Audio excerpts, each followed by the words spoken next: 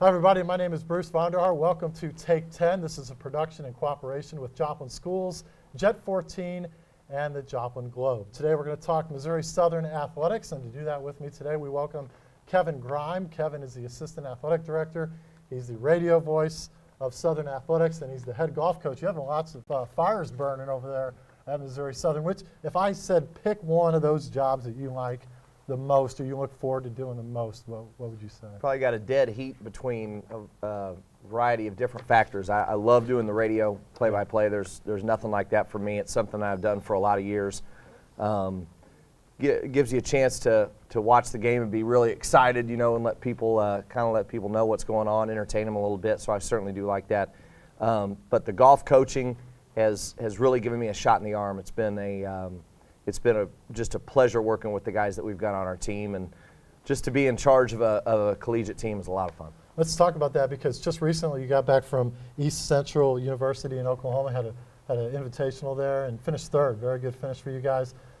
Just talk about that. Give us a rundown of what happened there. Well, it was a big tournament for us, and I was a little bit worried about this one, to be honest with you, because it was our first tournament of the spring. We hadn't played any events. Now, we had a lot of qualifying rounds, and we'd gotten a lot of great work in at Twin Hills, but this was a very important tournament because of the number of regional teams that were in this event.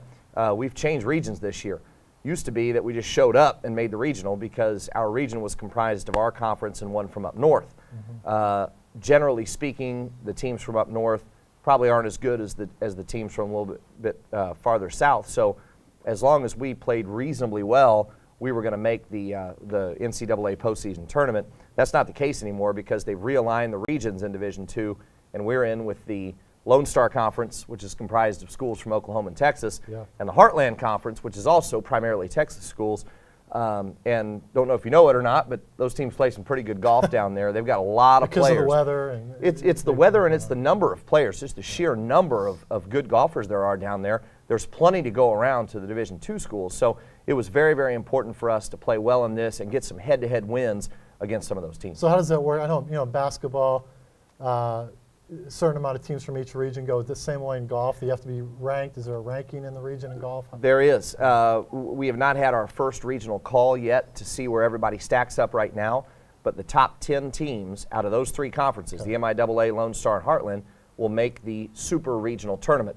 And the super regional is comprised of two different regionals, ours and one from the Great Lakes Valley. But we get 10 teams in, but it's going to be hard to make it. We're, like I said, it used to be easy to make it. It's not that case anymore. So you've got to rack up head-to-head wins against teams that are in your region.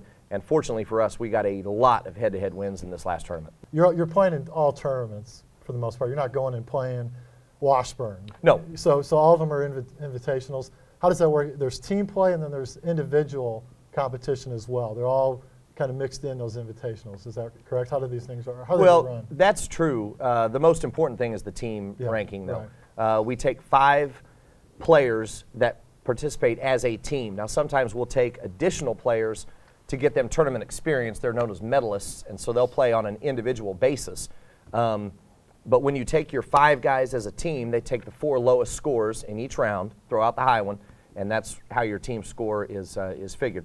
Now, there is an individual aspect to it in that they, do award first place for the low individual, second place, third place, but the most important thing is that team aspect. Talk about your team specifically a little bit and some of your guys. Well, locally, a lot of people would know David Eddy. He's from Carl Junction. He played he's coming off a subpar fall, but he really played well in qualifying, and he played very well in this one too. He finished just outside of the top 5 in this tournament, so he represented Southern very well. Sebby Smith had a very good tournament. He's from Webb City, very talented kid. He played very well. We had a couple of other guys. Chris Needham is from Springdale, Arkansas. He did a nice job. And then we've got a freshman that had our lowest stroke average of the season.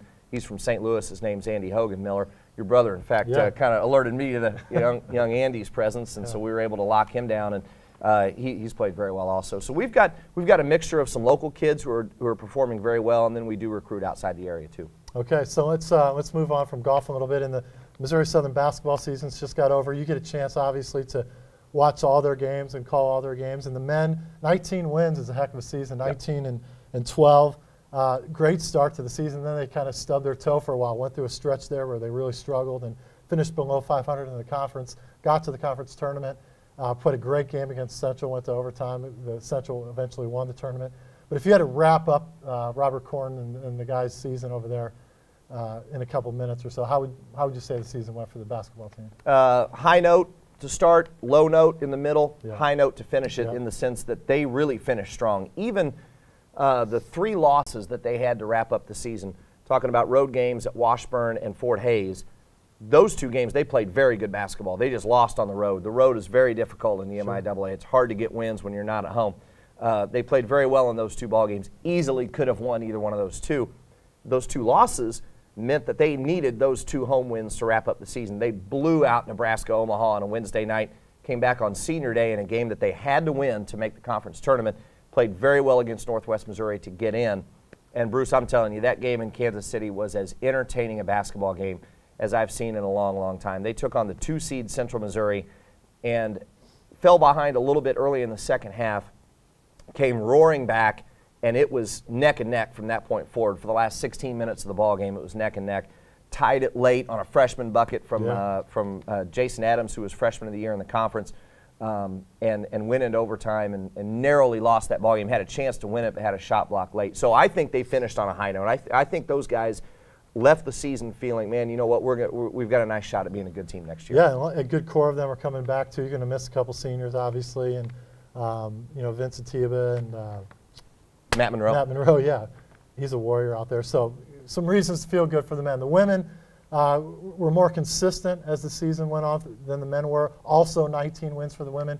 Went to Kansas City and won a postseason tournament game. So they had a nice season too. The women, for the most part, had a good season. They really did, and I would echo the same sentiment on the women. I think they left the season feeling pretty good about what they did. Yeah. They needed a win to get things going again. That last ball game of the season, played really well on senior day against Northwest, and that came after a stretch of not playing very well for about a 2-week period.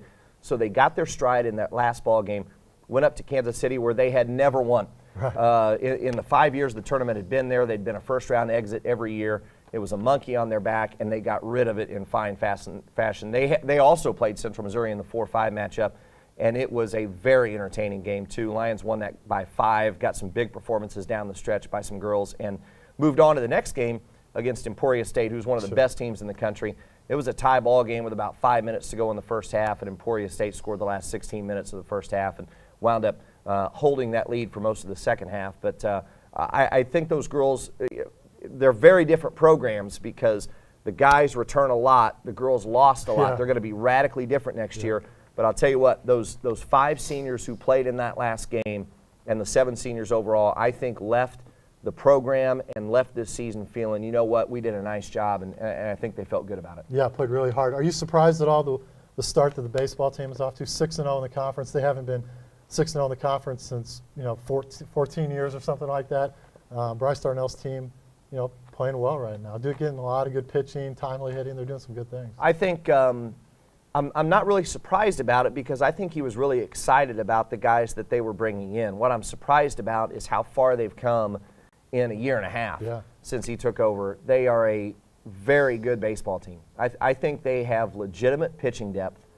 They've got legitimate power, and they seem to be catching the ball pretty well. And hopefully that continues to improve as the season goes along. But when you've got some pop in your bats like they do, and in this conference and in Division II baseball, the way they set the schedule, you can play a lot of games in a week. You've got to have pitching depth, and I think that's one thing they've got right now. They've got some frontline guys that they can roll out there as a 1, 2, or 3 starter, and then they've got some depth behind those guys that they can get some innings out of those arms. I really think, we'll find out a lot this weekend. They go to Nebraska-Omaha, and that's going to be a very difficult 4-game series for them because UNO is a good baseball program, but like you said, they're off to a very good start. I think they feel very good about where they're at right now. Well, good luck with the golf season the rest of the way and to Southern Athletics in general. Thanks for being with us. We appreciate the time. Thank you. Okay, that's Kevin Greim out of Missouri Southern. Thank you for watching. Start again. Are we recording.com? This is, again, a partnership with Joplin Schools and the Joplin Globe. Thanks for watching, everybody, and we'll see you next time.